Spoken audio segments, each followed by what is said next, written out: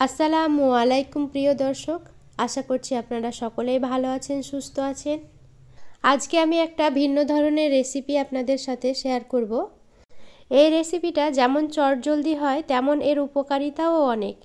এর গুণ বলে শেষ করা যাবে না। তবে রেসিপিতে চলে যাই। এই পালং শাকের চিলা বানানোর জন্য আমি এখানে পালং শাক নিয়েছি। পালং শাকটাকে ভালো করে ধুয়ে পরিষ্কার করে নিয়েছি। এবার একটা মিক্সি জারে এই পালং শাকগুলোকে আমি দিয়ে দিলাম। এর মধ্যে দিলাম এক টুকরো আদা আর কয়েকটা টুকরো রসুনের কোয়া, আর অল্প একটু জল দিয়ে ভালোভাবে মিহি করে একটা পেস্ট বানিয়ে নিলাম। তারপরে এর মধ্যে দিয়ে দিলাম একটা ডিম, আর দিয়ে দিলাম অল্প একটু চালের গুঁড়ো আর অল্প একটু বেসন। আপনারা চাইলে কিন্তু এর মধ্যে যে কোনো একটা ব্যবহার করতে পারেন।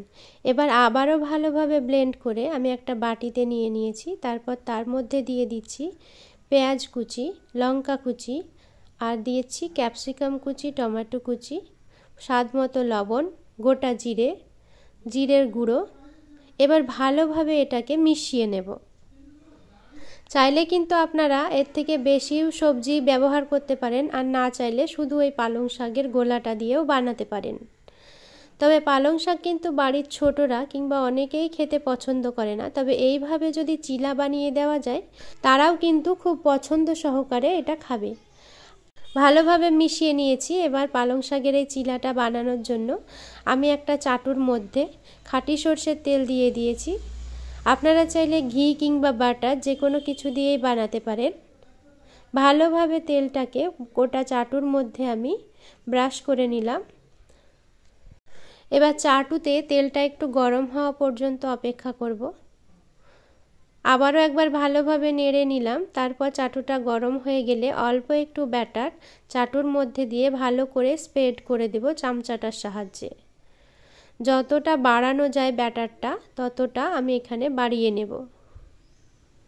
বেশি বড় করতে গেলে আবার এখানে ভেঙে যাবে। খুব একটা বেশি পাতলা হয় না। দেখতেই পাচ্ছেন উপরের কালারটা কীরকম চেঞ্জ হয়ে আসছে। এইভাবে কালারটা চেঞ্জ হয়ে আসলেই তল থেকে এইভাবে নাড়লে পরেই উঠে আসবে পুরোটা।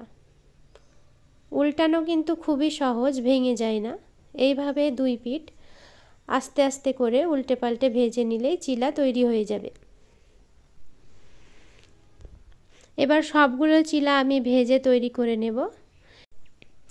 আপনারা প্রত্যেকেই জানেন পালং শাকের উপকারিতা সম্পর্কে, তাই নতুন করে আমাকে কাউকে বলতে হবে না।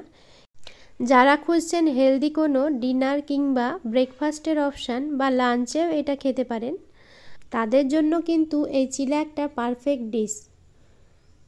খুবই হেলদি একটা খাবার।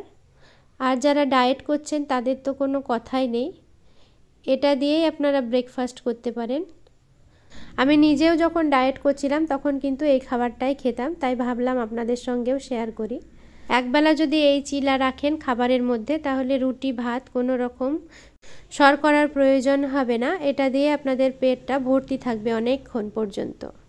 সবথেকে বড় কথা, এটা অনেক টেস্টি। এই ভিডিওটা আপনাদের কাছে ভালো লাগলে আমার চ্যানেলটিকে সাবস্ক্রাইব করে পাশে থাকবেন, লাইক করে শেয়ার করে দেবেন। আজকের ভিডিও এই পর্যন্তই। দেখা হবে পরের একটা রেসিপিতে। ততক্ষণ পর্যন্ত সবাই ভালো